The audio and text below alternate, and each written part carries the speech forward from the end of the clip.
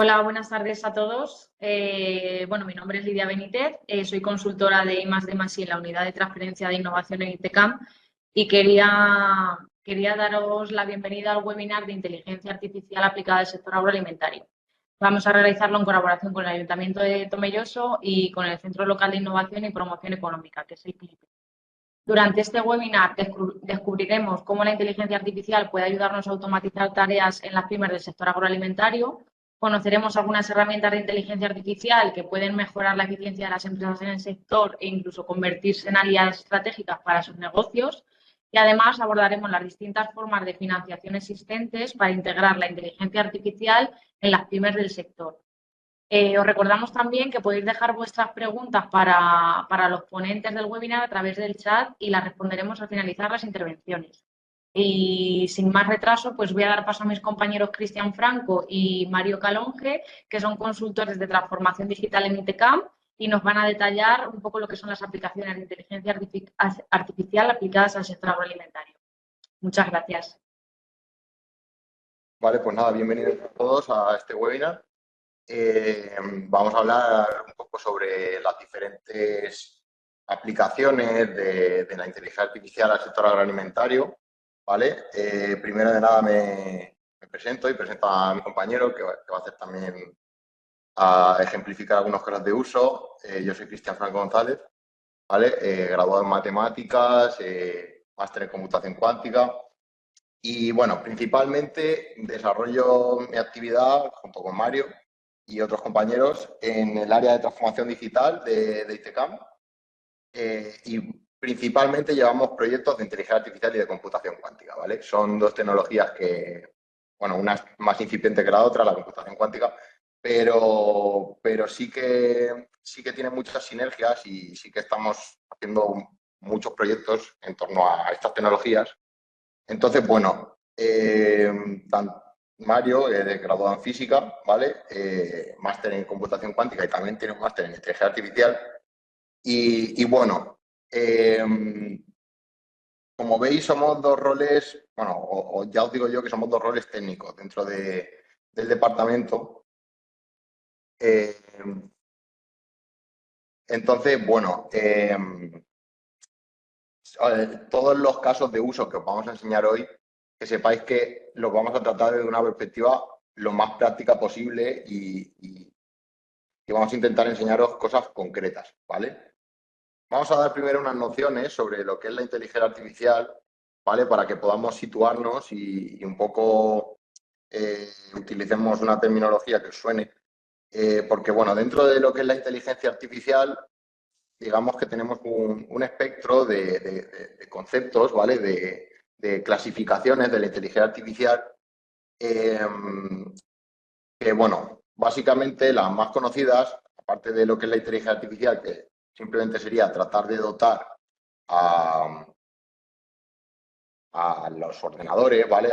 Principalmente a los ordenadores, de capacidades que tenemos los humanos, ¿vale? Digamos, este objetivo se consigue a través de diferentes técnicas, ¿vale? Las técnicas que están centradas en lo que serían los datos, ¿vale? El mundo de los datos, se le conoce como Machine Learning, ¿vale? Digamos, todas las técnicas de inteligencia artificial relacionadas con grandes cantidades de datos serían Machine Learning.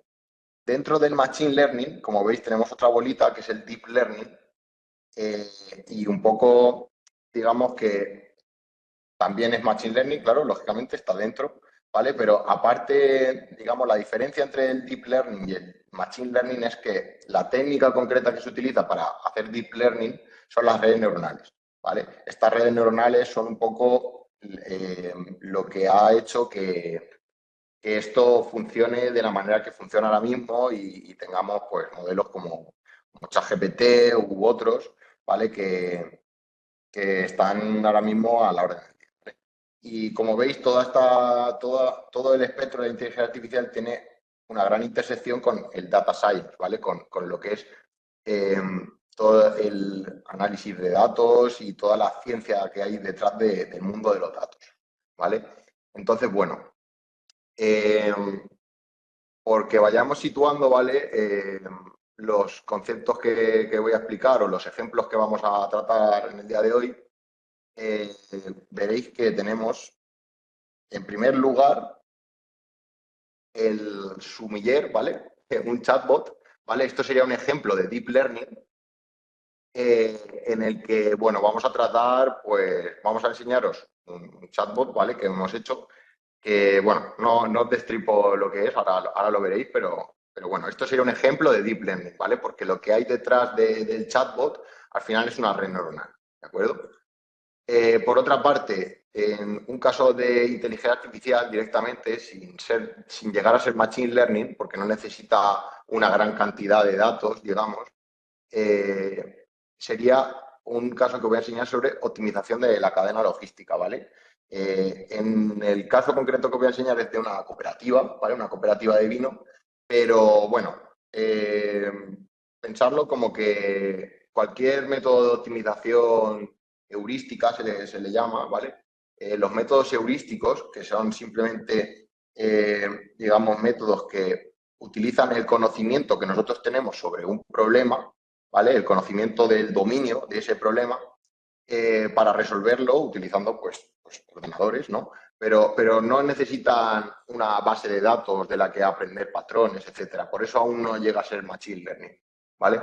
Ese caso también lo veremos ahora en detalle, ¿vale? Después vamos a ver otro que lo pongo aquí en Data Science y Machine Learning, ¿vale? Vamos a ver un modelo de Machine Learning para hacer predicciones sobre la calidad del vino, ¿vale? Este también es muy interesante. Después vamos a ver otro que es Machine Learning directamente, también tiene intersección con el Data Science, pero bueno, todo tiene intersección con el Data Science, ¿vale? Pero va a ser una segmentación de una base de datos, ¿vale? Y después vamos a hacer un bonus, ¿vale? De un quinto caso de uso que va a ser blockchain para trazabilidad de productos, ¿vale? Entonces, sin más dilación, vamos al primero de ellos, el chatbot, Sumiller. Vale, es un chatbot que recomienda vinos. Entonces, os pongo un poco en contexto, ¿vale? Os enseño el caso de uso concreto que desarrollamos aquí en ICECAM. La idea, este chatbot se hizo como un demostrador, ¿vale? Un demostrador tecnológico. Y la idea detrás de él es simplemente imaginaros un restaurante que no tiene presupuesto o sí, no tiene presupuesto para costearse tener un sumiller en plantilla, ¿vale? Pero que quisiera tener pues, algo que haga las funciones de un sumiller de la mejor manera posible. Pues lo que nosotros hicimos fue desarrollar este chat, ¿vale? Este chatbot, que la peculiaridad que tiene es que tiene conocimiento sobre el establecimiento en el que está. Es decir, conoce, por ejemplo, en este caso, la carta de vinos del restaurante, ¿de acuerdo?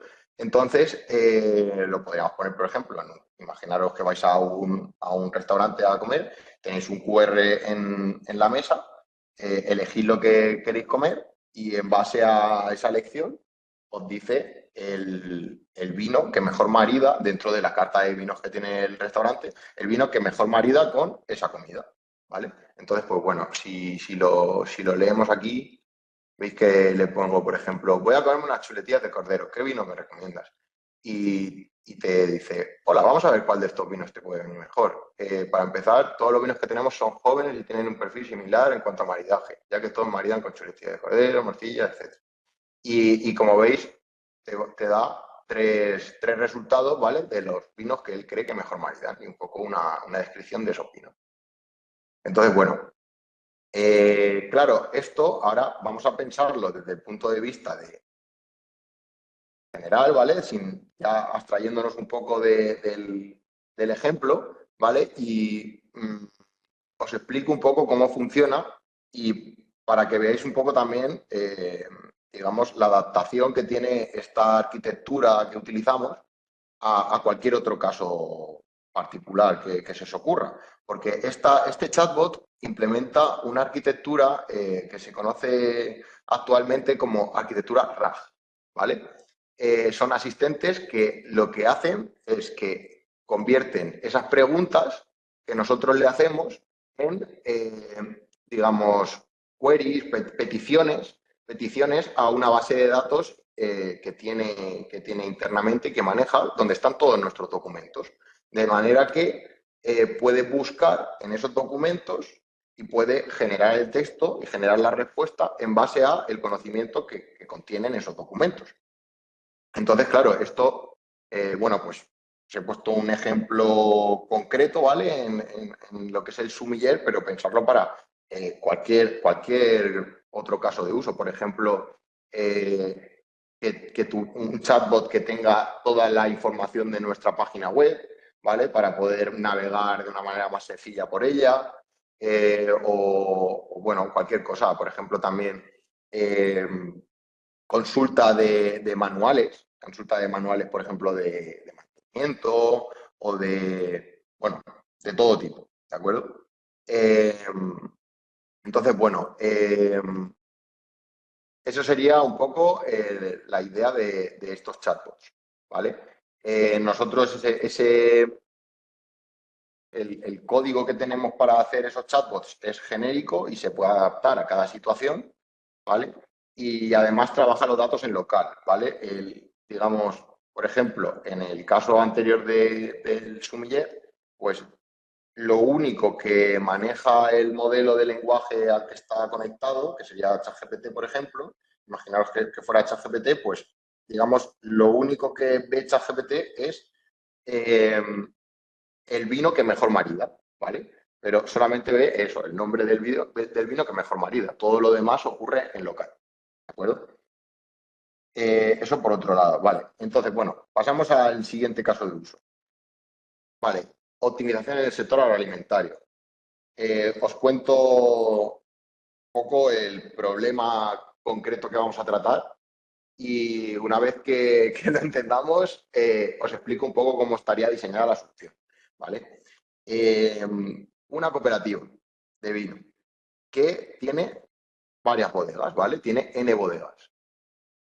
De esas N bodegas tengo que trazar la distribución de ese vino que se produce a granel en esas bodegas y tengo que llevarlo a plantas embotelladoras, ¿vale? Supongamos que hay M plantas embotelladoras, ¿vale? Unas cuantas plantas embotelladoras y después de embotellar ese vino, llevo el vino embotellado a las tiendas, ¿vale? Se distribuye a tiendas.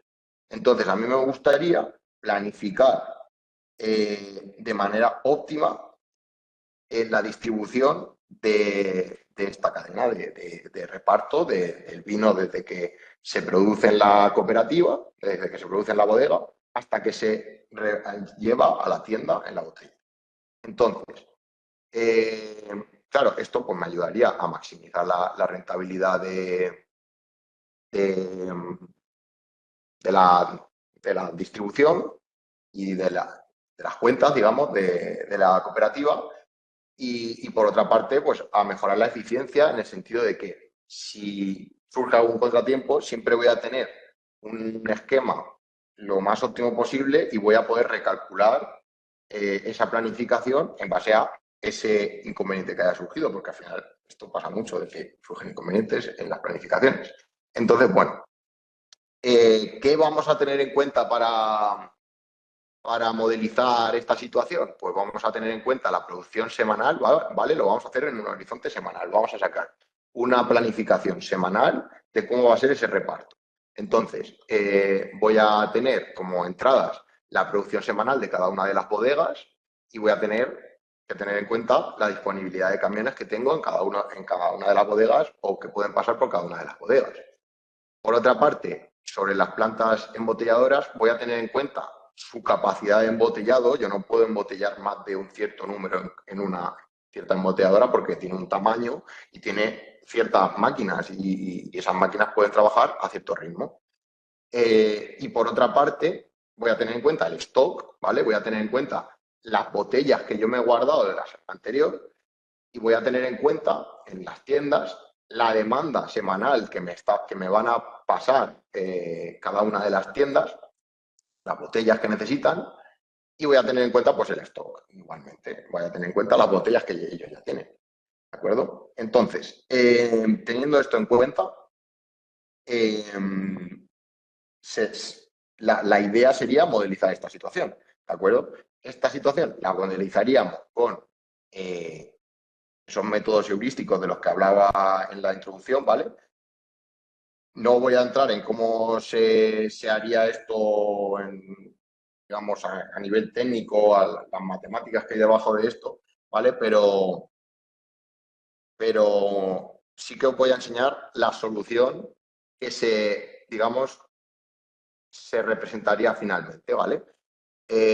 La idea sería que, imaginaos, por ejemplo, que tuviéramos 3 bodegas, 3 plantas embotelladoras y 4 tiendas, pues lo que haríamos sería hacer, digamos, todo ese cálculo de manera automática, ¿vale? Para que si yo pongo como entradas la demanda de las tiendas y la producción de las bodegas, eh, teniendo en cuenta los costes de cada uno de los transportes, se calcule la cantidad de vino que tengo que trasladar de cada uno de las entidades de estos nodos, ¿vale? Eh, ¿Qué tendría aparte? Podría descargarme la planificación semanal de cómo voy a repartir todo esto y tendría un desglose de los costes totales que voy a tener, sabiendo que la situación que hemos modelizado nos permite tener el coste mínimo en el transporte y en el almacenamiento y embotellado de esta situación. ¿De acuerdo? Claro, al final, pues lo que os ponía aquí un poco, las preguntas, pues, claro, a mí me gustaría saber cuánto vino transporto de cada bodega, cada embotelladora, de cada tienda, y cuánto embotello en cada embotelladora y cuánto me guardo, ¿vale? Y cuánto tengo que almacenar. Entonces, en base a todo eso, pues me saldría ese desglose de costes y me saldría la planificación de cuándo llevo cada uno. ¿De acuerdo? Vale, espero que hasta aquí claro. Vamos a pasar al tercer caso de uso. Y este surge de un foro de inteligencia artificial que ahora os enseñaré en un segundo. Bueno, sí, la pongo ya. Vale. Os explico el contexto de este caso de uso. Resulta que yo, la verdad es que, o sea, pensaba que yo no tenía ni idea de todo esto antes de empezar a meterme en el mundo de los datos, etcétera, y en el mundo del vino. Pero por lo que pude ir entendiendo poco a poco, estudiando todo esto, eh, cada vez que se va a comercializar un vino, pasa por hay un paso previo a esa comercialización que es certificarlo, ¿vale? Certificar ese vino, ¿de acuerdo? Entonces, ¿cómo se certifica esto? Se certifica en unos laboratorios, ¿vale? Unos certificadores ENAC, ¿vale? Que hacen ensayos físico-químicos del vino en los que miden diferentes parámetros, que ahora veremos, y bueno, un poco hacen, digamos, consiguen unos datos sobre esa muestra, ¿vale? Que después, con esa muestra, hacen una cata a ciegas de ese vino y le ponen una nota. Entonces, resulta que, bueno, eso, como veis aquí, pues bueno, están haciendo aquí un poco todo ese ensayo, ¿vale? Entonces, claro, ¿cuál es el principal objetivo que tiene el Machine Learning? ¿O cuál es la principal utilidad que tiene el Machine Learning?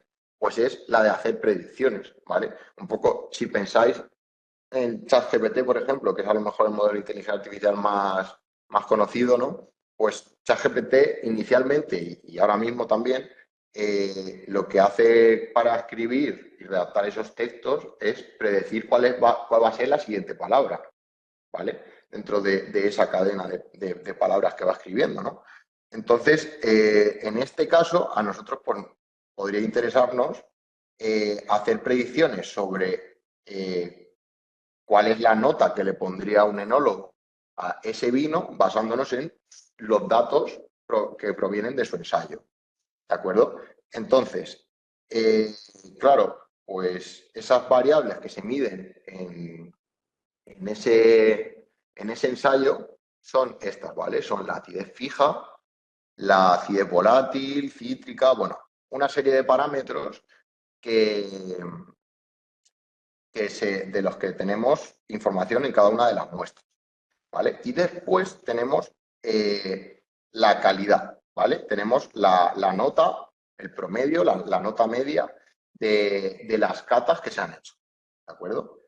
Entonces, bueno, pues nos gustaría hacer con la base de datos que tenemos, que son 3.961 muestras, ¿vale? Nos gustaría hacer predicciones de la calidad del vino a partir de estas variables que tenemos representadas con, digamos, X, ¿vale? Tenemos X1 hasta X11, que son nuestras variables, digamos, independientes, ¿vale? Y tenemos una calidad que depende, en principio, de esas X. Entonces, lo que me gustaría hacer es crear un modelo de inteligencia artificial, un modelo de machine learning, que sea capaz de predecir la nota que le pone el enólogo. Entonces, bueno, claro que podemos hacer estas predicciones, pero bueno, primero, y esto es algo que es un tópico, ¿vale? En el mundo del machine learning y de los datos en general, hay que trabajar esos datos, hay que entenderlos, hay que dejarlos limpios y dejarlos en un punto en el que se pueda trabajar con ellos. De hecho, eso de las 3.961 muestras es la base de datos ya limpia, ¿vale? Porque hay muchas veces que hay que eliminar ciertas muestras un poco por maximizar el rendimiento del modelo, ¿vale? Entonces, claro, nosotros lo que queremos hacer o por qué queremos trabajar estos datos es por eso, por maximizar la precisión que tiene el modelo y sobre todo, más que por maximizar la precisión, por tener la mayor explicabilidad posible del modelo. ¿A qué me refiero con esto? Me refiero a que de poco sirve o en pocas situaciones sirve tener un modelo que tenga una precisión muy alta y sea capaz de acertar la nota que le pondría un enólogo en todas las situaciones si después yo no entiendo esa nota y no entiendo esa predicción.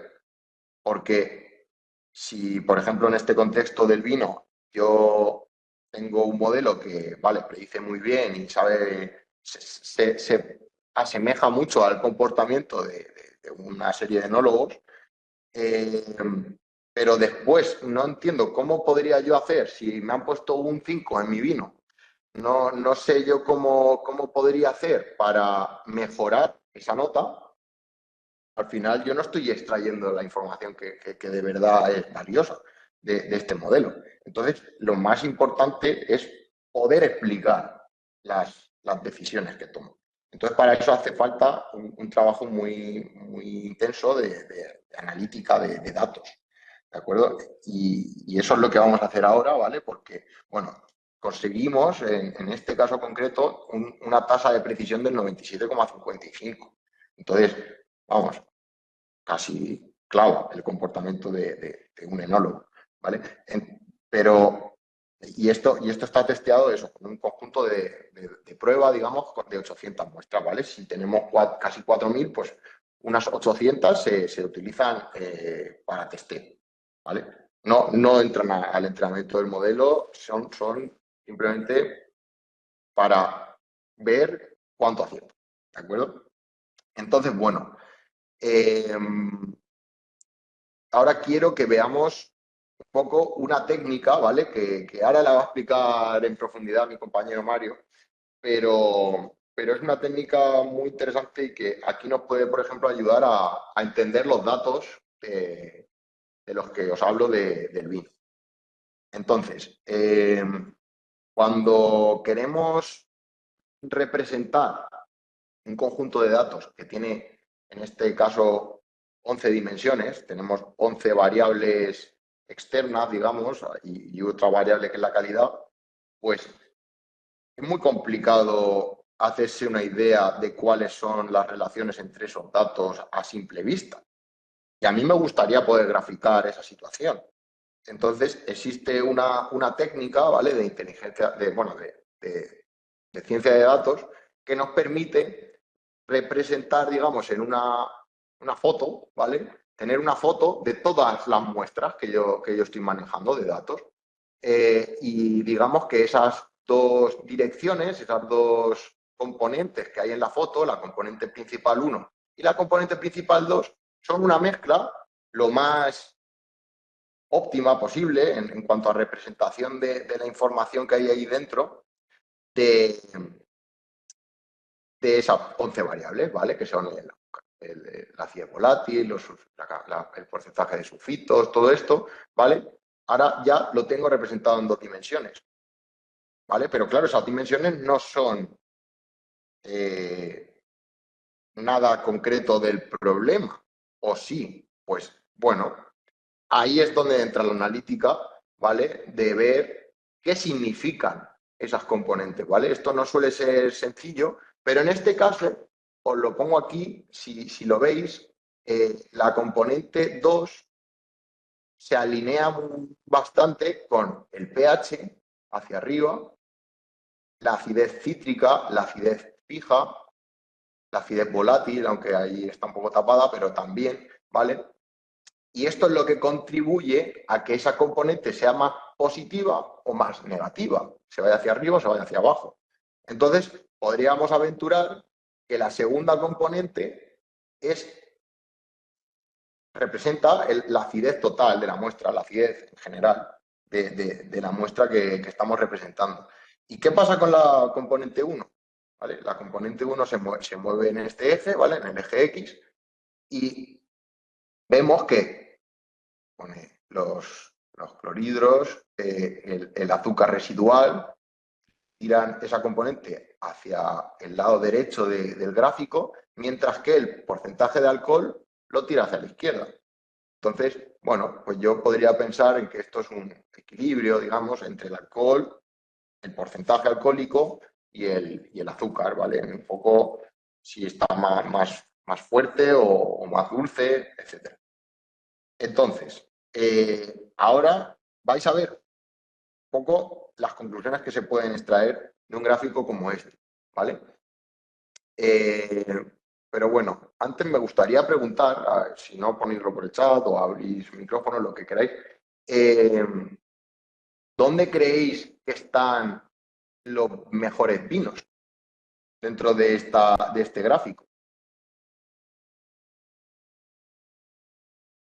A lo mejor es una pregunta un poco complicada de razonar, pero bueno, tener en cuenta que aquí tenemos un mapa de colores que nos indica los vinos digamos, los vinos que tengan estos colores tendrán calidades más bajas y los vinos que tienen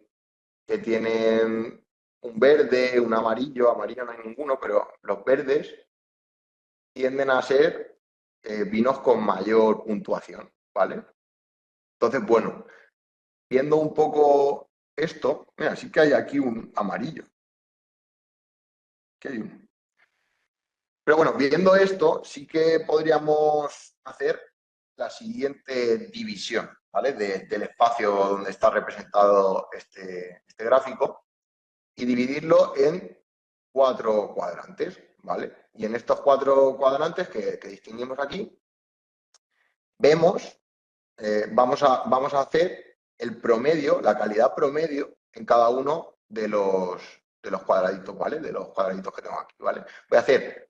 Voy a calcular la calidad media de todas las muestras que están en Q1, todas las que están en Q2, todas las que están en Q3 y en Q4. Y me salen estos números, ¿vale? Me sale un 5,56 en Q1, un 6,18 en Q2, etc.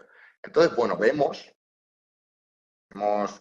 aquí que donde se acumulan las calidades más altas de vino, de los vinos, de las muestras, es en Q2, ¿vale?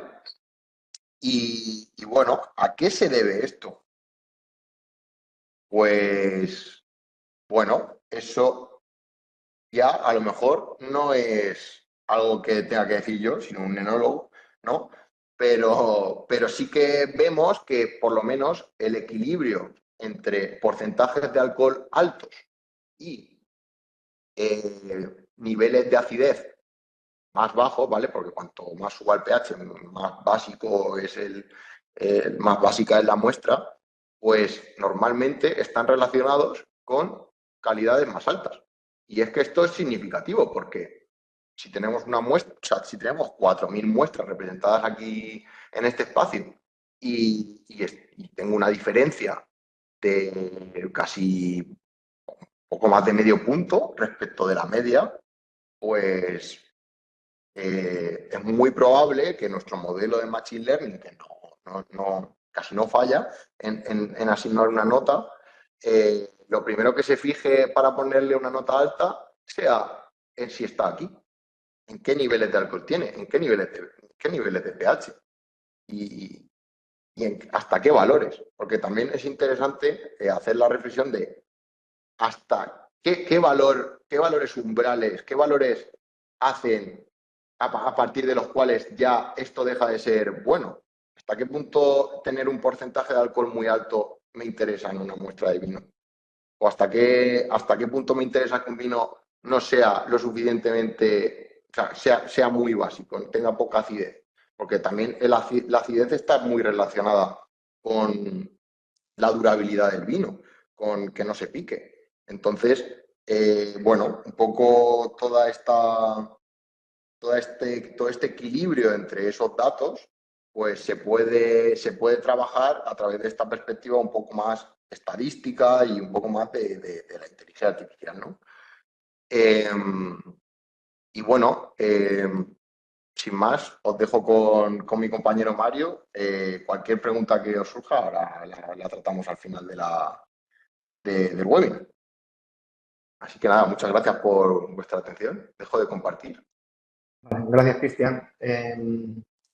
Como estamos viendo, antes de que me voy compartiendo, quiero haceros hincapié en la diversidad de aplicaciones que tiene la inteligencia artificial en cualquier sector, como estamos viendo incluso en el sector agro. Quizá cualquier cosa, cualquier programa que se os ocurra, desde la pura producción hasta la venta, tiene una aplicación o se le puede buscar algún caso de uso en inteligencia artificial.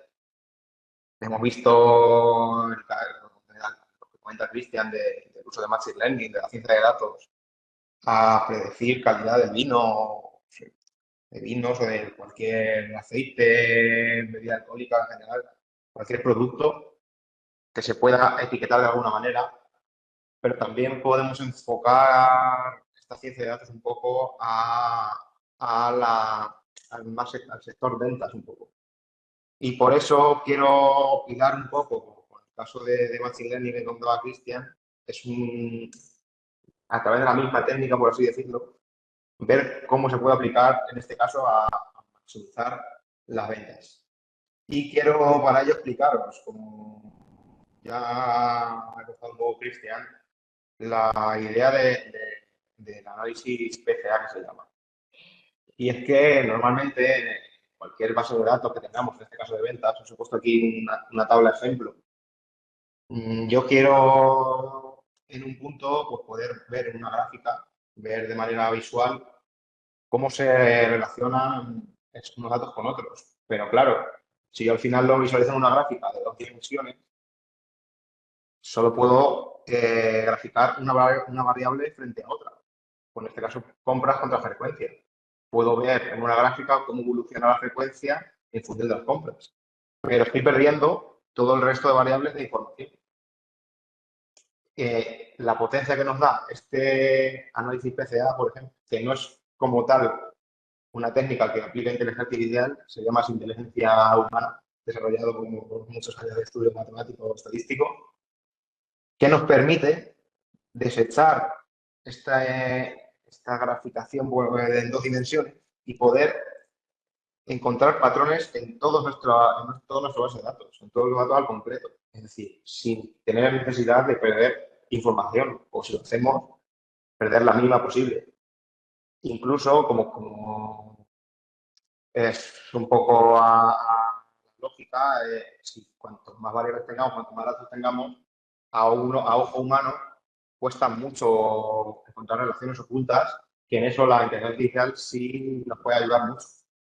Y para ello se aplican estas técnicas de PCA que lo que realmente provocan es una reducción dimensional, es decir, poder graficar todas mis variables o la mayoría o la que más información aporte, poder graficarlas todas en 2 dimensiones. ¿Cómo hacemos esto? Pues bueno, al final, como ha visto Cristian, como ha contado Cristian, podemos, mediante este análisis PCA, añadir estas variables a los que se llaman los componentes principales. Existen técnicas que te indican no solo cuánta información sobre los datos aportan estas componentes principales, sino cuáles de esas variables específicamente aportan más o menos información. Como veíamos antes en el caso del vino, el pH o la acidez aportaban información a la componente 1. A la componente 2 pues le pueden aplicar el alcohol o el azúcar o la densidad del cuerpo del vino. Pues en el caso de una base de datos de ventas, nosotros lo hemos aplicado a una base de datos real de ventas y ventas de cualquier producto agroalimentario, como pueden ser jamones, como puede ser queso, como puede ser cereal, cualquier cosa. Es que, como digo, la inteligencia artificial tiene aplicación en todas las ramas del sector agroalimentario, que además está bastante por explotar en el sentido de la ciencia de datos, lo que es una gran oportunidad para entrar un poco en vanguardia de la nueva tecnología como tal. Entonces, como antes ha explicado Cristian, que en el caso de los vinos, pues la componente principal 1, como vemos aquí, el eje X, significaba para él pues, la acidez del vino, por ejemplo, o el grado de alcohol. Pues en este caso vemos que el número de pedidos, la regularidad de compra, el tipo de clientes son las que más peso aportan a esta componente principal. Por lo tanto, podemos entender, haciendo un poco el análisis de los resultados en esta ciencia de datos, que la componente principal 1 se relaciona con la frecuencia de compra. Es decir, cuanto mayor sea esta componente principal 1, cuanto más avancemos en el eje X, cuanto más próximos estemos a esta parte del gráfico, tenemos más frecuencia de compra. Igual ocurre con la componente principal 2, el volumen de compra.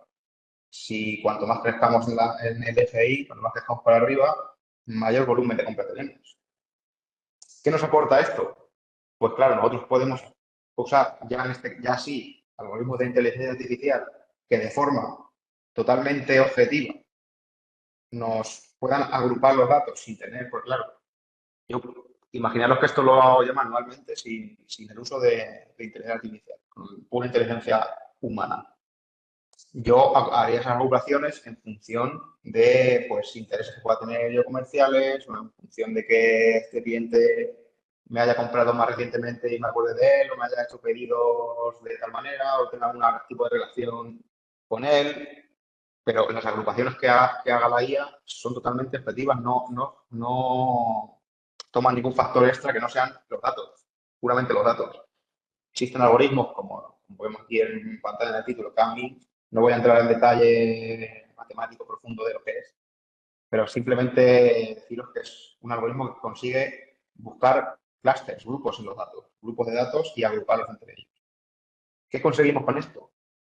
Pues si lo unimos a este entendimiento que hemos tenido previo de estas componentes principales, donde en 2 dimensiones estamos aplicando todos nuestros datos, podemos interpretar estos grupos en función de un interés comercial o una promoción que vayamos a hacer de nuestro producto.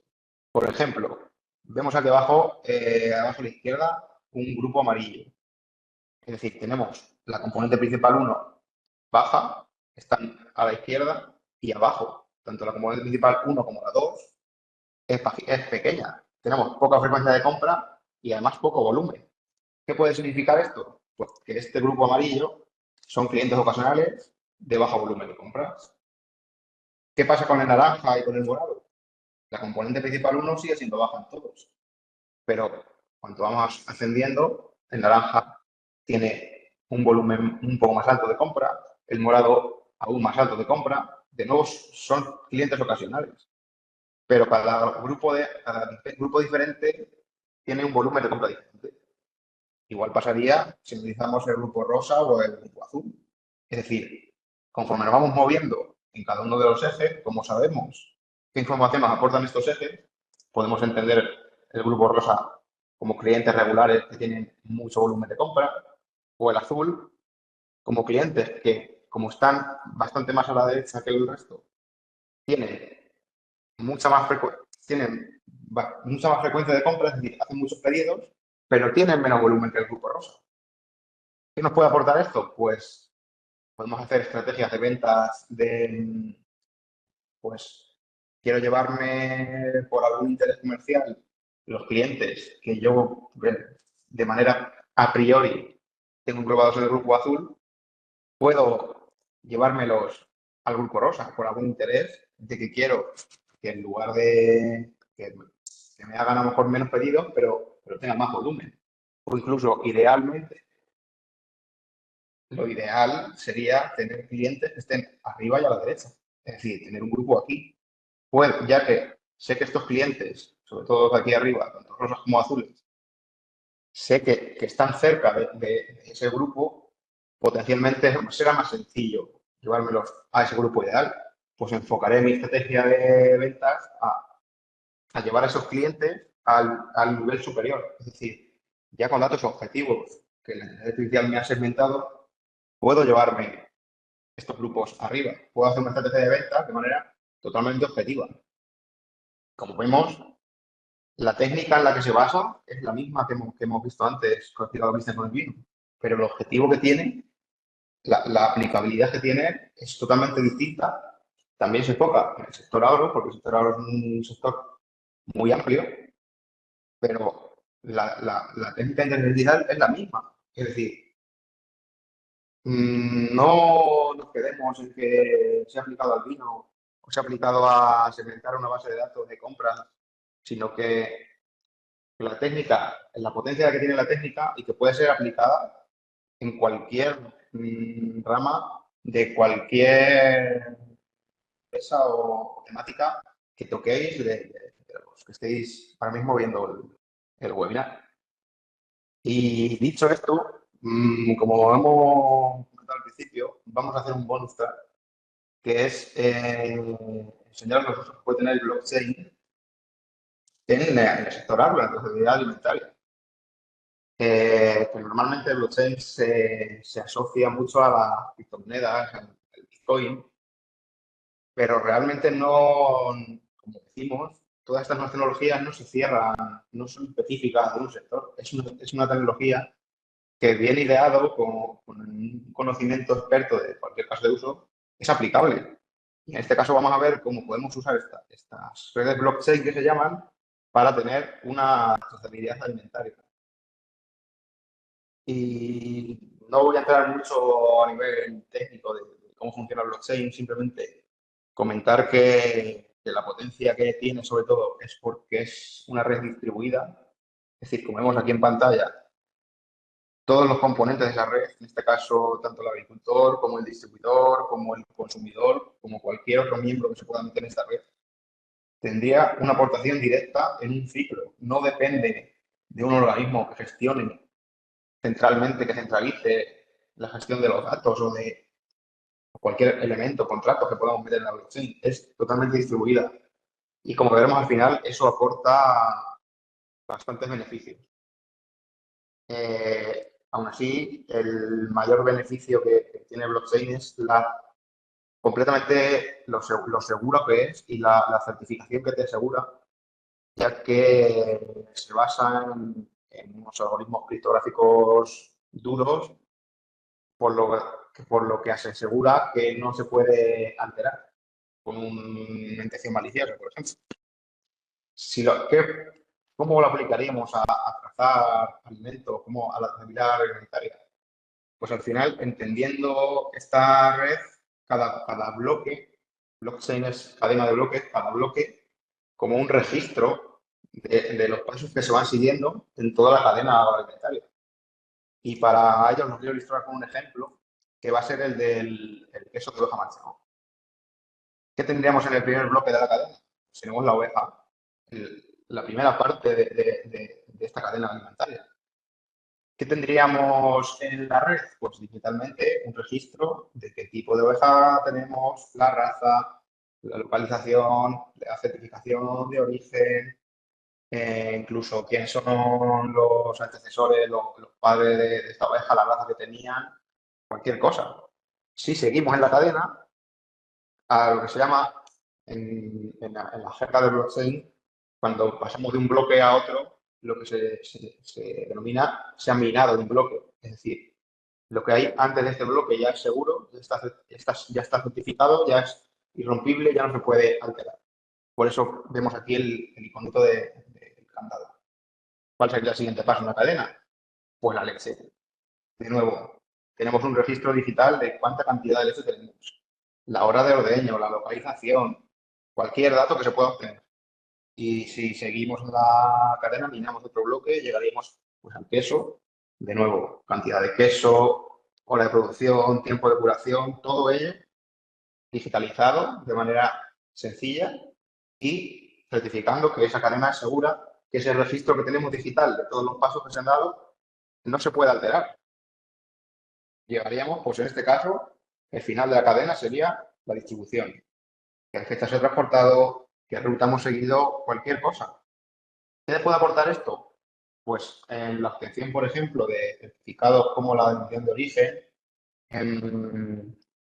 es ya común y se está estudiando cómo hacer para un poco requerir para obtener este tipo de certificaciones, ya no la denominación de origen protegida como tal, sino cualquier otro tipo de certificación, va a ir de la mano de que yo pueda demostrar con un registro inalterable que realmente todo el proceso y toda la raza de mis ovejas o la localización de mis ovejas sea, en este caso, pues, de manchega o, por ejemplo, como ocurre con la sidra de Asturias, para obtener la certificación de denominación de origen, yo tengo que demostrar que mis manzanas se han cogido en Asturias, si no, no sidra asturiana o sidra de vasca o cualquier tipo de alimento con una denominación de origen protegida necesita tener un registro protegido, certificado y seguro, inalterable de mi trazabilidad. Pero claro, estamos haciendo mucho hincapié en que la blockchain es segura, pero en ningún momento yo os he dicho por qué es segura.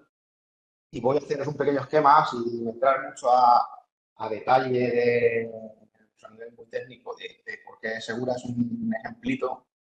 Y es que imaginemos que tenemos cuatro mineros, que serían las personas que se dedican a construir esta cadena.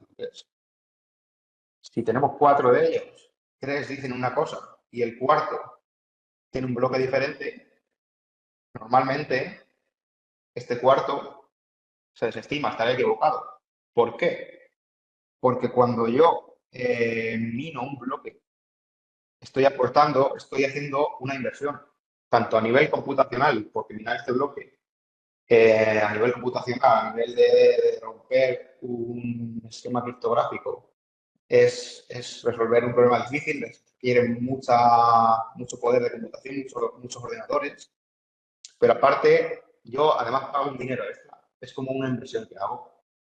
¿Por qué me interesa entonces a mí minar estos bloques? Porque si yo hago este minado y me aceptan que ese bloque es correcto, a mí me devuelven ese dinero con intereses. Si yo estoy ganando dinero. La mayoría de la gente hará esto con la intención de ganar dinero, no de alterar esta red para que yo diga que mi vecino o mi competencia, pues sus ovejas no son manchegas, por ejemplo. Y de nuevo, como la mayoría ha tenido esta red azul-verde, la red blockchain quedaría ya como azul-verde y se continuaría así el proceso, minando bloque en bloque. Cuantos más bloques tengamos en la cadena, aún más difícil sería alterar el bloque azul, porque ya tenemos que dar otros 2 pasos extra. Y de nuevo continuamos. Existen varios consensos que se llaman contratos de consenso. No voy a entrar a detalle, simplemente deciros que este que os he mostrado es uno de ellos, existen varios, ya dependiendo de un poco cómo lo queramos enfocar o el tamaño de nuestra red o la aplicación que tengamos. Eso es un estudio que se realiza previo de necesidades.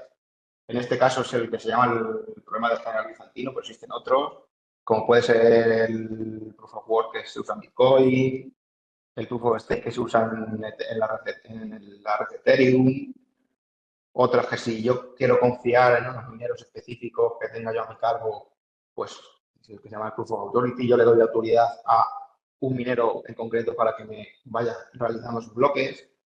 Eso ya, como digo, queda un poco fuera de esta aplicación, pero quiero que sepáis que no tiene por qué ser así. O sea, yo puedo ajustar mi red a mis necesidades. ¿Y por qué usar blockchain en un sector como el agroalimentario o cualquier sector?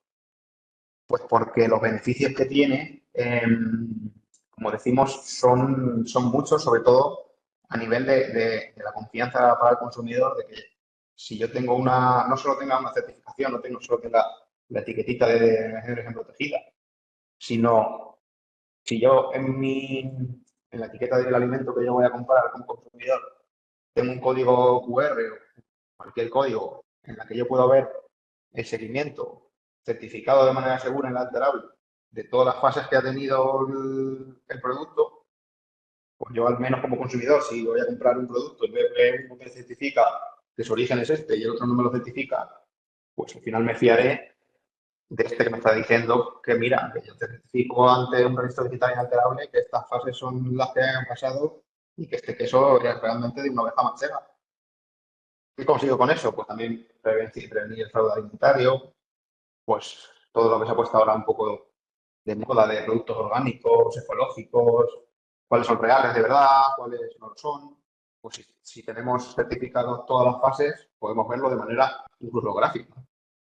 De nuevo, la independencia, lo que decíamos de que la red esté distribuida, no dependo de nadie, no dependo de que yo como agricultor tenga registrado mi dato de mis ovejas o del ordeño o la hora de ordeño, pero llegue a algún distribuidor y porque a él le interese o porque tenga un interés malicioso para aprovecharse o ganar más dinero, altere esos datos. No puedo hacerlo porque yo tengo la misma aplicabilidad, la misma autoridad en la cadena que él. Es independiente, no depende de nadie en concreto. Lo que aporta una transparencia total en toda la cadena y además nos permite identificar problemas, sobre todo a nivel de cuando un producto, por ejemplo, o un lote de un producto alimentario sale defectuoso o está contaminado. Si tengo esta trazabilidad, certificado, inalterable, yo puedo echar la vista atrás y ver de dónde viene ese producto, de dónde viene esa materia prima, para identificar el foco de contaminación y poder erradicarlo y no necesariamente pues desprenderme de todo ese producto porque igual pues puedo de alguna manera o evitarlo o poner medidas específicas en concreto. Y bueno, el punto 9 he puesto aquí seguridad criptográfica. No quiero tampoco entrar en mucho detalle, simplemente certificar que además de que, como he dicho, mencionado un poco por encima, minar los bloques y romperlos y alterarlos es una tarea computacional complicada, sino que existen nuevas formas de computación, como es la llamada computación cuántica, que aún puede hacer incluso más seguras aún estas redes blockchain. Y ya para terminar, quiero dejar aquí 3 ejemplos de casos de éxito que se han tenido, que se han hecho ya detrás de productos con trazabilidad alimentaria, como es la sidra de Asturias de mención de origen protegida, los ibéricos de Cobap también, o la trazabilidad de los huevos de Pamar. Todas ellas son casos de éxito donde se ha puesto de manifiesto que la trazabilidad alimentaria de estos productos tiene beneficios. Si os interesa, no sé si puedo compartir luego esta presentación o si me queréis por el chat, paso los enlaces para que lo veáis. Todos son enlaces a la página web que explica estos casos. Y quiero terminar viendo un poco cómo puedo aplicar yo como empresario, como empresario del sector, la IA en mi empresa. Y estas serían un poco las bases que se siguen de manera habitual. Primero, evaluar qué necesidades tengo, cuál sería mi foco, qué ayuda me aportaría a mí la IA. Es decir, hacer una fase de diagnóstico. Pasaríamos después al desarrollo de un prototipo del modelo. Una vez evaluado mis necesidades, evalúo cuál de todas estas técnicas que hemos visto o alguna más que existe y no hemos mostrado en este webinar puedo aplicar. Después, ¿qué hago? Lo aplico y lo pruebo a nivel piloto. Es decir, veo si realmente esto me aporta un beneficio o no me aporta un beneficio. Porque claro, yo antes de implementarlo en mi empresa, quiero ver si realmente me va a aportar algo o no me va a aportar nada. Antes de integrarlo. Si realmente me aporta, lo puedo integrar, puedo hacer partícipe estos modelos de inteligencia artificial o estas técnicas en mi día a día e incluso transferir ese conocimiento, formar a nuevos expertos dentro de mi empresa para que ya sean capaces internamente de no solo identificar en la fase 1 nuevas necesidades, sino que sean capaces de desarrollar pues ese modelo o contar con centros tecnológicos como nosotros.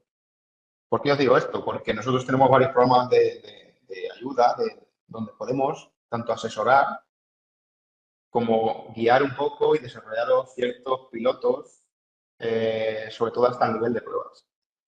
Tanto en transferencias de conocimiento, dar cursos específicos sobre alguna técnica de una actividad específica en concreto, como quedarnos en las 3 primeras fases, es decir, llegar hasta un piloto experimental donde que vosotros podáis probar esa tecnología antes de implementarla, antes de invertir en ella, probar que realmente funciona, o incluso quedarnos en evaluar las necesidades. Si consideráis que necesitáis la ayuda de un experto para ver esas necesidades en la empresa o queréis que os acompañemos en ese proceso, nosotros tenemos programas de ayuda, como son, por una parte, el Activa Industria, que quedaría en esta parte de un poco el diagnóstico digital, ver qué necesidades puedo tener en mi empresa, o ya que INTECAN es el EDIH de Castilla-La Mancha, pues tenemos el programa de ayudas de iProgram Hub, incluso el programa PADI, en los que os acompañamos para desarrollar los pilotos, donde vosotros podáis testear la tecnología antes de invertir en ella, antes de implementarla en mi empresa, poder ver que realmente, caso de uso que se me ocurra o que me habéis recomendado, que yo quiero ver que eso realmente funciona. Pues nosotros tenemos la capacidad de acompañaros en ese proceso.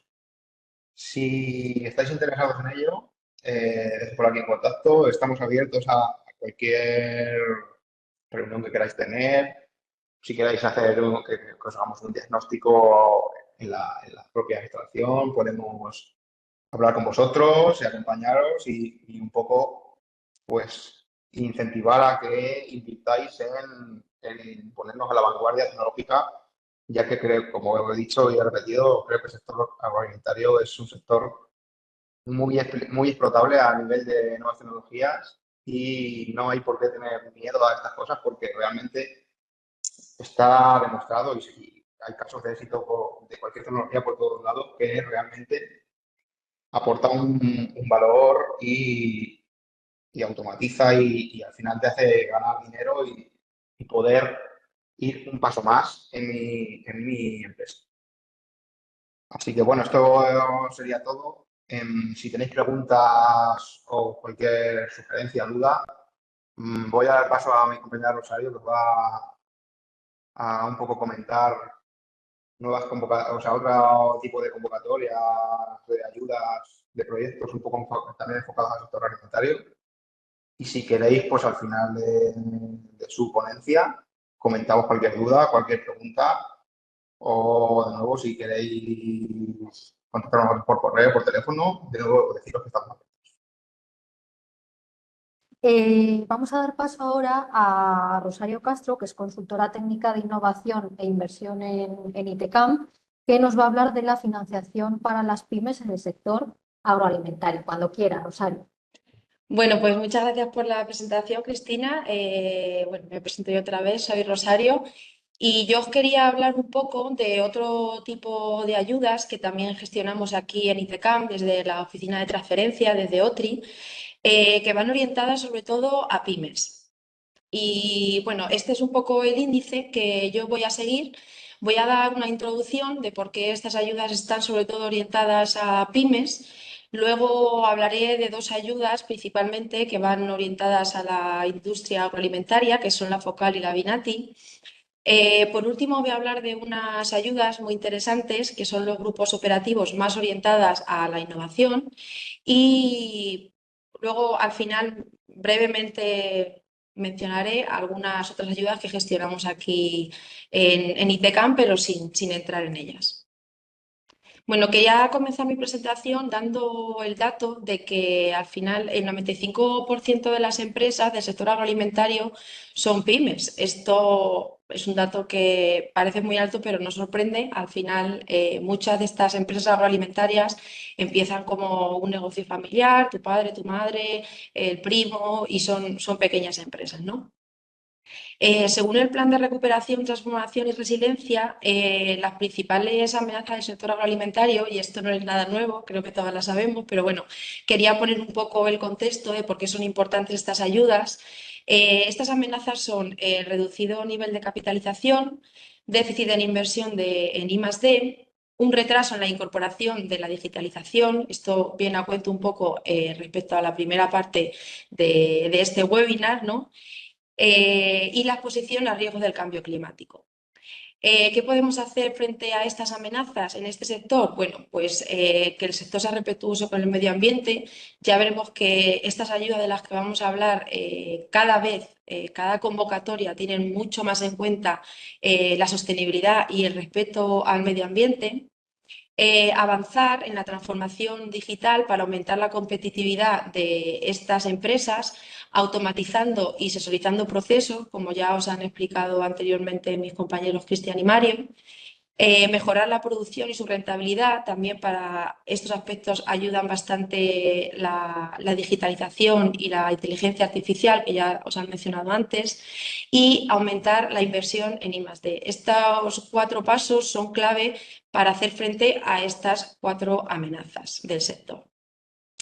Un poco así por poner el contexto y por dar importancia a este tipo de ayudas, el sector agroalimentario, en este sector la innovación y la sostenibilidad son esenciales, ya que contar con un apoyo adecuado, como pueden ser las ayudas, no solo acelera el desarrollo de nuevas tecnologías, sino que también garantiza la competitividad de estas empresas en un mercado cada vez más competitivo. Las ayudas y subvenciones no solo son recursos económicos, sino que también son herramientas estratégicas que nos van a poder permitir modernizar y automatizar procesos, introduciendo maquinaria de última generación, explorar nuevas oportunidades de mercado, nuevos productos, etc. Por tanto, hoy más que nunca, el acceso a estas herramientas, como pueden ser este tipo de ayudas o subvenciones, es una ventaja decisiva para crecer, para que nuestra empresa o nuestra pyme crezca, de forma que podamos ser más eficientes y contribuir de esa forma también al desarrollo sostenible del sector. Vamos a comenzar con una de esas ayudas, que es la Focal. Estas ayudas, estas ayudas tienen como finalidad y como objetivo mejorar las condiciones en las que las industrias agroalimentarias de la región llevan a cabo la transformación y comercialización de productos agrícolas. Es decir, esta ayuda va muy orientada al producto, ¿vale? ¿Qué queremos con este tipo de ayudas? Pues aportar un valor añadido a esos productos elaborados, mejorar su calidad y, en consecuencia, mejorar la competitividad tanto de nuestro producto como de nuestra empresa en el mercado. ¿Quiénes pueden ser beneficiarios de esta ayuda? Bueno, pues todas las industrias agroalimentarias que estén localizadas, que tengan su centro de actividad aquí en Castilla-La Mancha, y que estén dedicadas a la transformación y o comercialización de productos agrícolas. ¿Qué tipo de gastos son subvencionables? Pues bueno, todo tipo de obras de ampliación o construcción de nuevas instalaciones, es decir, obra civil, que estén dedicadas pues eso, a líneas de transformación, a la comercialización de productos elaborados en la industria o servicios relacionados. ¿Qué tipo de gastos irían en obra civil? Pues, por ejemplo, acometidas eléctricas, obras de suministro, gas y agua, saneamiento, depuración, cerramientos, todo lo que tenga que ver con obra para ampliar nuestra cadena de producción, siempre y cuando guarden relación directa con el producto que vamos a fabricar. También la adquisición y mejora de maquinaria, ¿vale? Todo lo que tenga que ver con maquinarias y equipos, instalaciones, por ejemplo, de nuevas líneas de producción, tanto existentes o de nuevas líneas de producción. También instalaciones para la exposición y venta, degustación, siempre que la venta se produzca en la propia industria agroalimentaria. También equipos y sistemas informáticos para el control, coordinación y seguimiento y trazabilidad de las producciones, o también las destinadas al comercio electrónico. Mínimo de la inversión en este caso son 100.000 euros y la subvención que nos darían en este caso sería hasta el 45% en pymes y hasta un 20% de esa inversión en industrias que no sean pymes.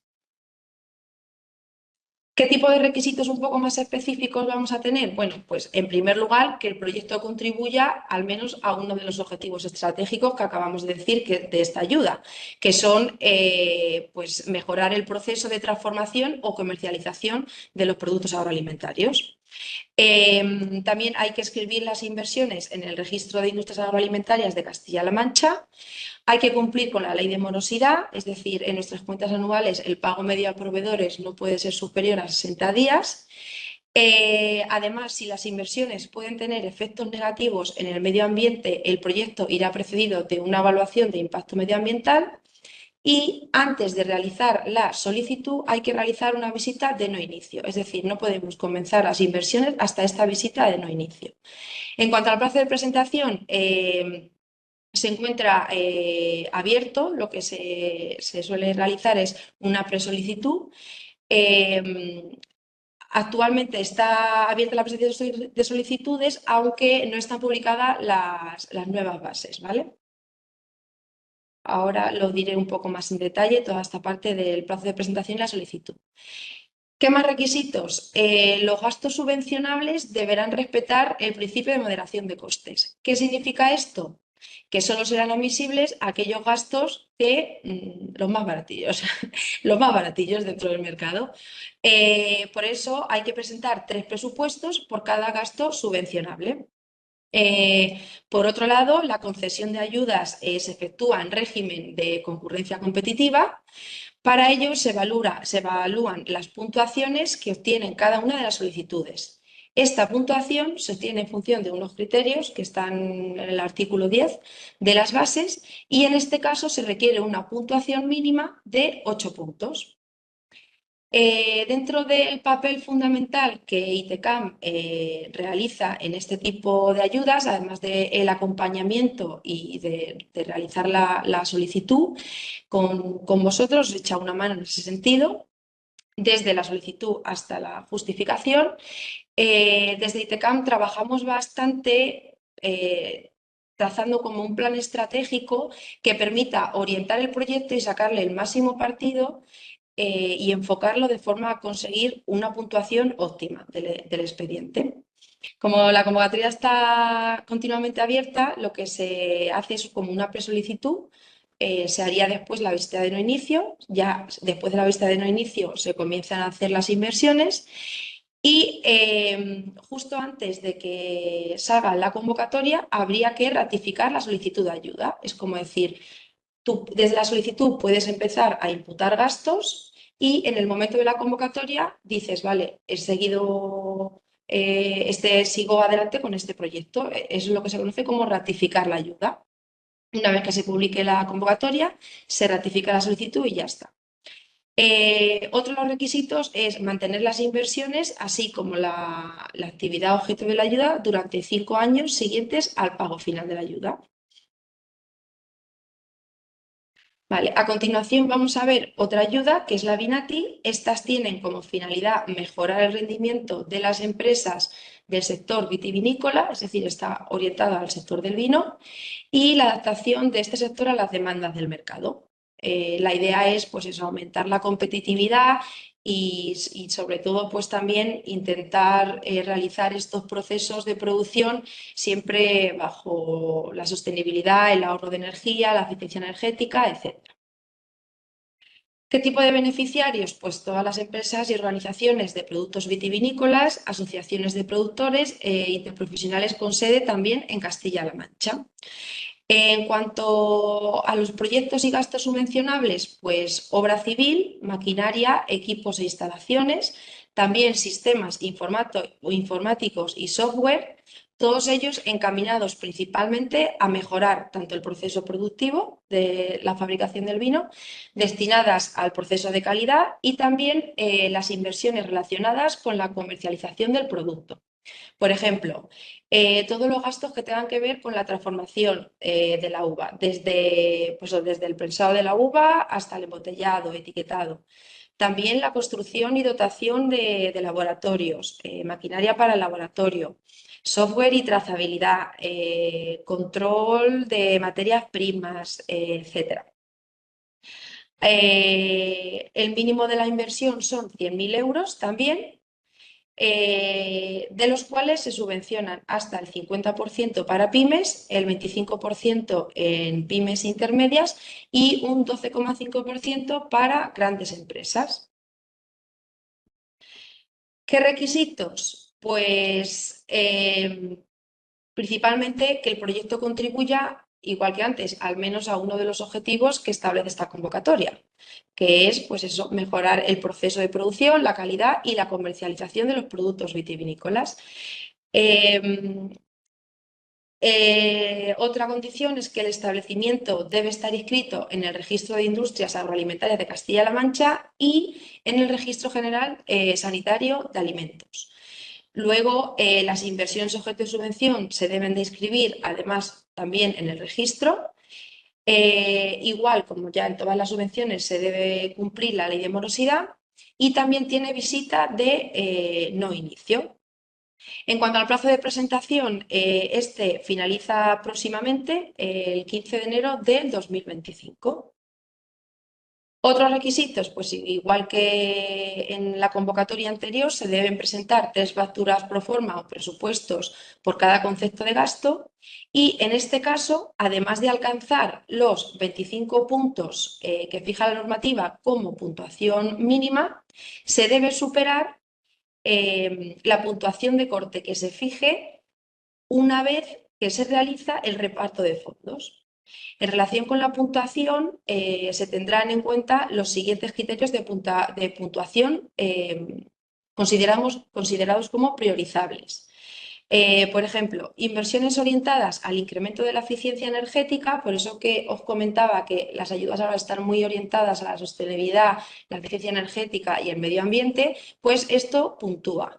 Eficiencia energética, pues siempre que esto supere el 30% del importe de la inversión.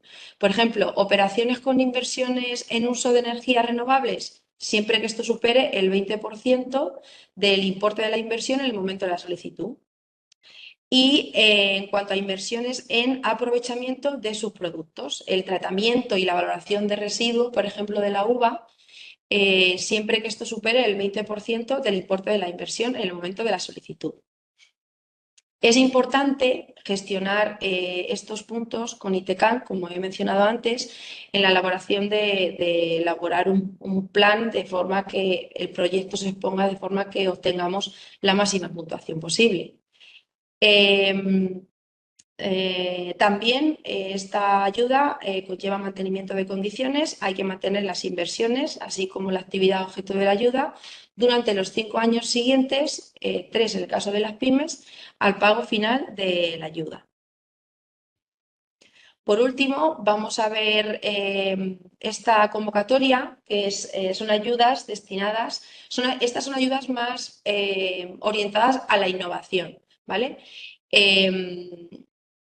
Están orientadas, pues eso, a promover no solo la innovación, sino también la coordinación y la cooperación entre los diferentes organismos de la cadena, por decirlo así, ¿no?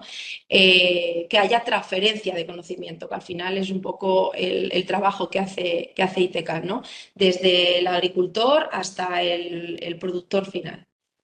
Estas ayudas de grupos operativos para la innovación actualmente se encuentra en borrador, pero está previsto que salga en breve, esperemos que durante el mes de diciembre, como mucho enero. Entonces, os voy a comentar lo que se cree que se pretende que vayan a ser las bases, pero aún no está abierta la convocatoria.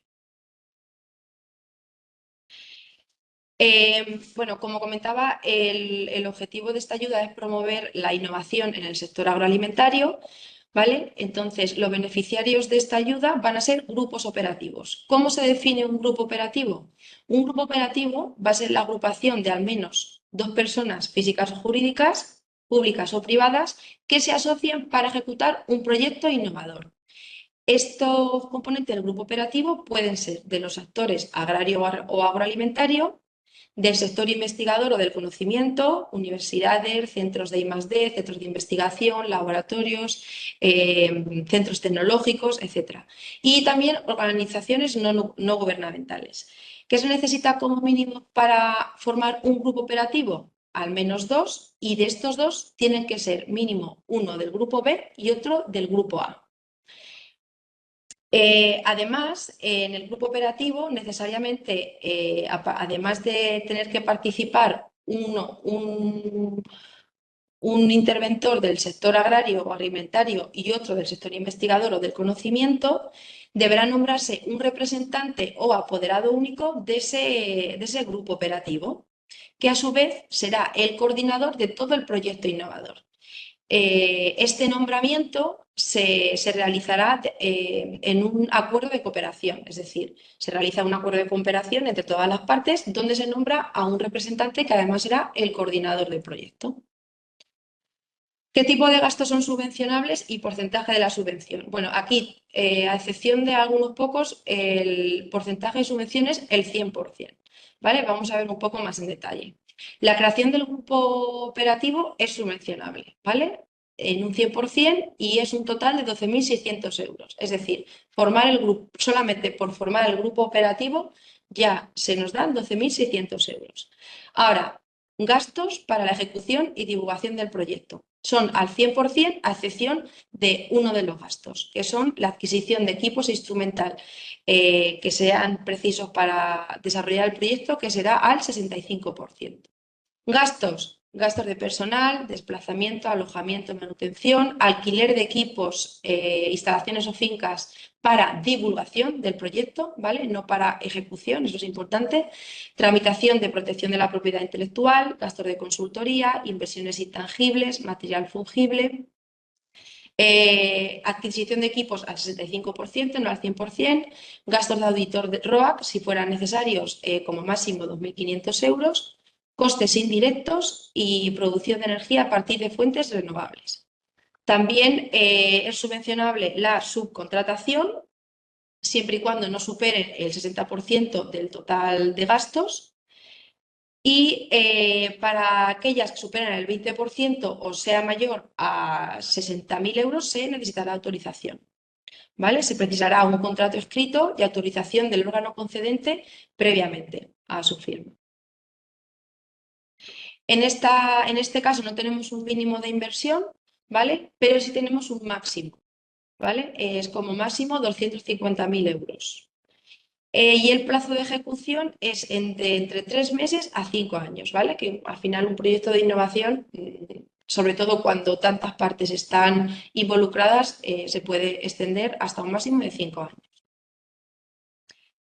Requisitos y obligaciones a nivel de participantes. Bueno, realizar la actividad objeto de ayuda en Castilla-La Mancha, ¿vale? En territorio castellano-manchego. Construir el grupo operativo, como ya he mencionado al principio, mediante un acuerdo de cooperación con un mantenimiento de al menos, o sea, el acuerdo de cooperación tiene que mantenerse hasta la conclusión de la ejecución del proyecto. También hay régimen de concurrencia competitiva, es decir, alcanzar una puntuación mínima que exige la normativa, que es de 25 puntos. Y los criterios de selección están en las bases y se van a dividir como en 3 bloques, es decir, van a ser diferentes en función de que sea para agricultura, ganadería o para la industria agroalimentaria. Tiene mantenimiento de condiciones y es conservar los bienes inmuebles adquiridos durante el periodo mínimo de 5 años a partir de la fecha de pago de la ayuda. Requisitos a nivel del proyecto, pues igual que en nuestras ayudas, presentar 3 presupuestos por cada gasto subvencionable y el proyecto se tiene que ceñir a las siguientes temáticas en función del sector. Como veréis, hay muchas temáticas comunes y todas, como os comentaba al principio, orientadas a el medio ambiente, la sostenibilidad, el ahorro energético, etc. Por ejemplo, para el sector agrícola, pues todos aquellos proyectos relacionados con la reducción de residuos, la reducción del uso de fitosanitarios, reducción de gases de efecto invernadero, mejoras de gestión del agua, optimización en el uso de fertilizantes, uso de fuentes de energía renovables, agricultura de precisión. En el ganadero, similares, pero en este sector, ganadería 4.0, digitalización, mejora del bienestar animal, reducción de residuos, revalorización de productos. Y en cuanto al sector agroalimentario, más orientado a la industria agroalimentaria, como os indicaba, reducción del consumo energético y uso eficiente de recursos y adaptación al cambio climático. Entonces, el proyecto que queramos solicitar va a tener que estar orientado muy a estos temas, ¿vale? Bueno, yo ya he finalizado mi parte más importante. Ahora solamente comentaros que también desde ITECAM gestionamos estas ayudas, ¿vale? Para el sector agrícola, adquisición de maquinaria agrícola, plan de mejora que el plazo finaliza ya el lunes que viene y plan renove, agricultura de precisión y reestructuración de viñedo y luego para el sector agroalimentario pues eficiencia energética y ayudas líder. Y ya está, por mi parte, fin. Vale, perfecto, Rosario, pues muchas gracias. Podemos ahora, si os parece, dar paso a las preguntas. Tenemos algunas preguntas aquí en el chat que os voy a ir formulando y si os animáis a dejar más preguntas, pues podéis hacerlo en este ratito o bien, como hemos dicho antes, abrir el micrófono y formular las preguntas. Nos pregunta María, que es una pregunta dirigida a Cristian y a Mario, en línea con el problema de optimización que habéis presentado, ¿cómo se podría escalar a otros procesos? ¿Nos podéis dar algún ejemplo? A ver, es que si la potencia que tienen los programas de optimización es sobre todo a nivel de que no se necesitan aportar o incluso tener gran cantidad de datos, como puede ser las temáticas de análisis de datos y tal que hemos visto, sino que los programas de optimización se resuelven tras un conocimiento específico del problema, no de no tener datos.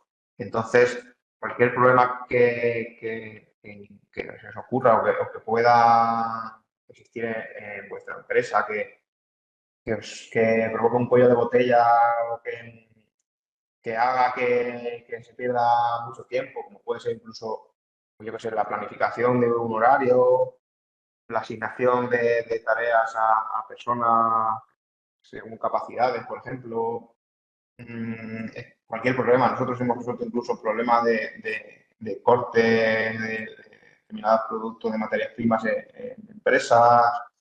Los problemas de optimización no se restringen a unas temáticas u otras, sino es un poco ver, en esta fase incluso de diagnóstico que comentaba como la fase 1 del proceso.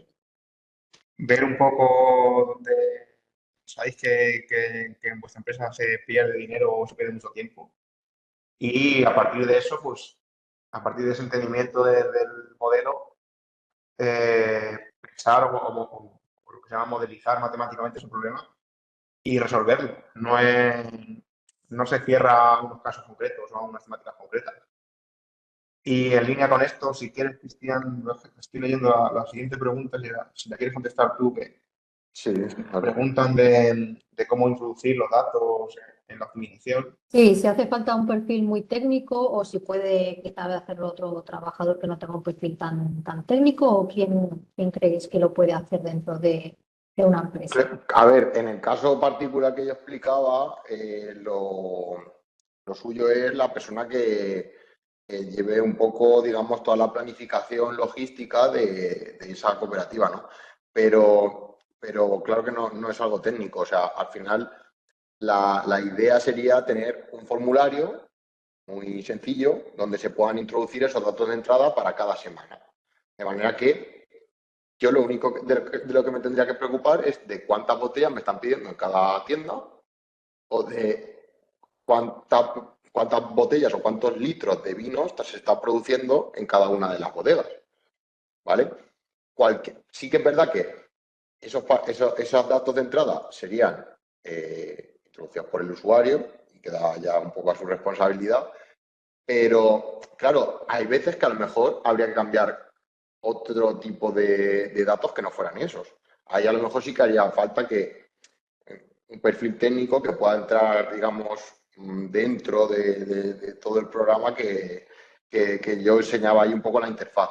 Pero vamos, que poco sería una sinergia entre ambos, pero sí que se intentaría proporcionar una interfaz lo más amigable posible para poder interactuar con el modelo de una manera rápida, sencilla y que no sea un perfil técnico, sino eso, ¿vale? Sí, o sea, se pueden integrar desde la recogida de datos, si la empresa está un poco más avanzada tecnológicamente, digitalmente, que tenga sensores de recogida de datos, se puede integrar esos procesos o también hacerlo formulario como comenta Cristian.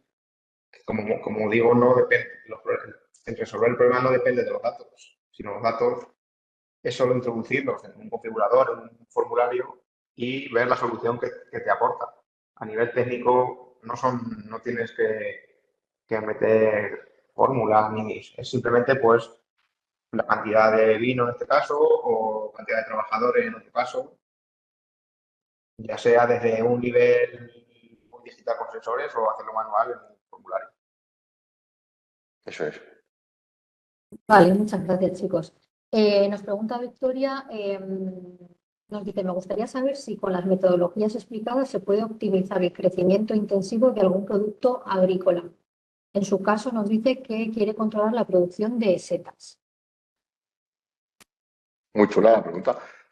A ver, pues mira, Victoria, nosotros estamos trabajando en varios casos de uso parecidos, porque al final, si tú tuvieras una monitorización, digamos, en tiempo real de las variables que afectan al crecimiento de las setas, en este caso, imagínate, por ejemplo, que yo tuviera un invernadero del que tengo monitorizadas, pues, las constantes, digamos, la humedad, la temperatura y otro tipo de variables de interés. Pues sí que podría estudiar cuál es el tamaño que tengo, digamos, de crecimiento, estudiar un poco como la evolución temporal de esas setas, ¿no? Y ver qué condiciones son las mejores. Y si yo tuviera acceso claro, eso habría que crear ese conjunto de datos histórico a analizar, pero en el momento en el que yo tenga varias muestras y tenga un histórico del que poder yo alimentar el modelo, pues ahí sí que ya entraríamos a hacer un poco eso que explicaba de ver la explicabilidad del modelo y entender qué variables influyen más y por qué. Y además que estas técnicas, aunque Cristian haya comentado y yo por separado, realmente unas pueden alimentar a las otras los conocimientos que se generen de una técnica de Machine Learning, por ejemplo, puedan alimentar conocimientos en optimización o incluso estas técnicas de optimización también alimentar conocimientos que no se tengan, ya pues, porque por ejemplo realizar pruebas de muchos fertilizantes, por ejemplo, para el crecimiento de las setas. Realizar muchas pruebas con muchos fertilizantes es un proceso caro porque tienes que gastar dinero en diferentes fertilizantes y además requiere mucho tiempo. Si yo tengo la capacidad de simularlo en un ordenador, conociendo cómo funciona ese crecimiento, puedo aligerar ese tiempo de ese proceso de probar y de testear y optimizar el rendimiento y, pues poder comprar un fertilizante u otro. Por ejemplo, existen casos de uso en farmacia, en desarrollo de vacunas. Es que, como digo, estas nuevas tecnologías son aplicables a cualquier sector y a cualquier rama si se tiene un poco el conocimiento del problema. Eso es. Al final, ese conocimiento no es que lo tengamos nosotros, porque yo hasta hace unos meses no sabía nada de vino, no sé nada de setas o no sabemos nada realmente del sector agrícola más allá de lo que vosotros nos podéis transmitir y lo que podamos aprender de vosotros, porque al final somos más nosotros los que aprendemos de vosotros que al revés. Pero en esa sinergia es donde de verdad un poco está la intersección entre llevar la ciencia a un sector. Al final esa es la idea. Y bueno, muchas gracias por las preguntas. No sé si habrá alguna más, pero vamos, que son bienvenidas. Bien, mientras os pensáis en las próximas preguntas, deciros que tanto las presentaciones de mis compañeros, tanto el vídeo, que esta sesión se está grabando, se os va a hacer llegar a través del correo electrónico que nos habéis facilitado en la inscripción, ¿vale? O sea, que cualquier duda que luego podáis tener, tenéis también los contactos de mis compañeros o directamente con el correo que yo os pase si queréis ampliar información o, como os decían ellos, hacer una consulta, o como os decía Rosario también, hacer una consulta personalizada, pues también lo podemos gestionar cuando os enviemos la información para que lo tengáis en cuenta. A ver si se anima alguien más a hacer alguna pregunta. Dejamos un margen de tiempo.